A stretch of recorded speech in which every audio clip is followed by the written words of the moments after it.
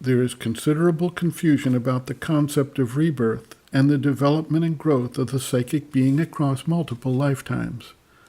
Popular imagination has it that the same individual personality is reborn, and that under certain circumstances, past lives can be identified and recalled.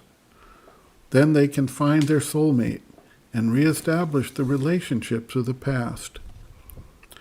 There is a strong desire to survive after death in some recognizable manner. Christians find this in an eventual resurrection to heaven to rejoin one's loved ones there. The ancient Greeks had legends where the shades of people who had died went to various holding places in the underworld.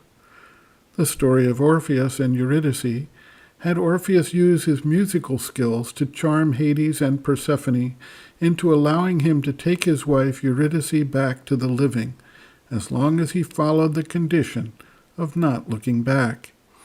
He failed the test, but the message is clear that somehow a departed soul can return and resume its life in the world with its existing personality.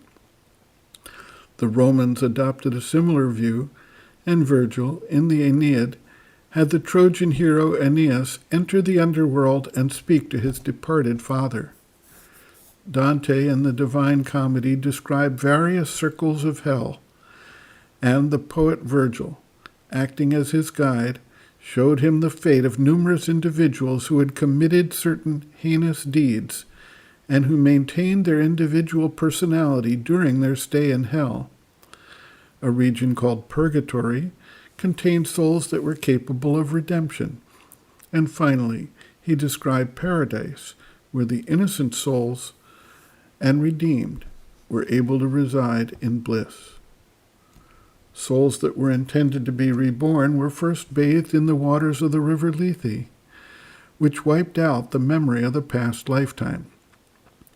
There are instances and circumstances that indicate that it is possible, but not probable or widespread, that a memory of past incarnations can be brought forward into the current lifetime.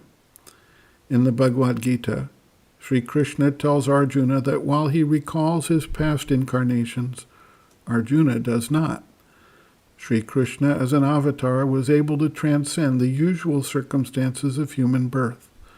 Arjuna, as a human being, did not.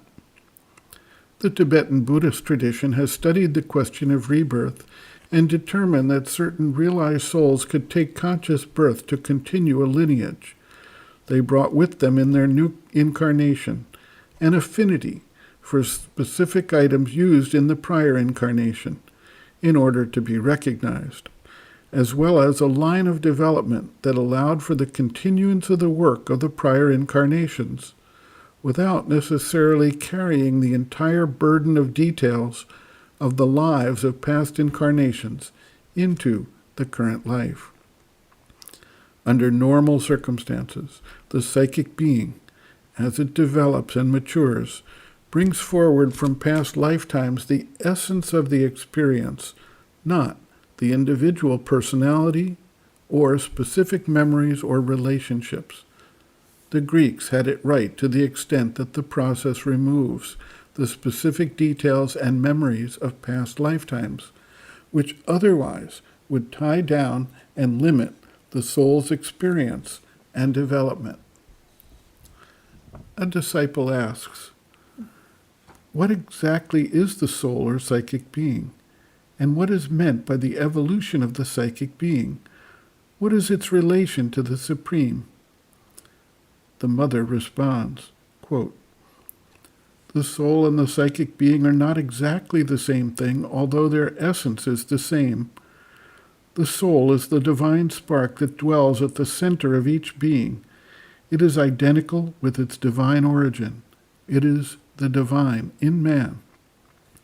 The psychic being is formed progressively around this divine center, the soul in the course of its innumerable lives in the terrestrial evolution, until the time comes when the psychic being, fully formed and wholly awakened, becomes the conscious sheath of the soul around which it is formed, and thus identified with the divine, it becomes his perfect instrument in the world. End quote. Reference, Sri Aurobindo and the Mother, The Psychic Being, Soul, Its Nature, Mission, and Evolution, Section 1, Meaning and Nature of the Psychic Being, page 8.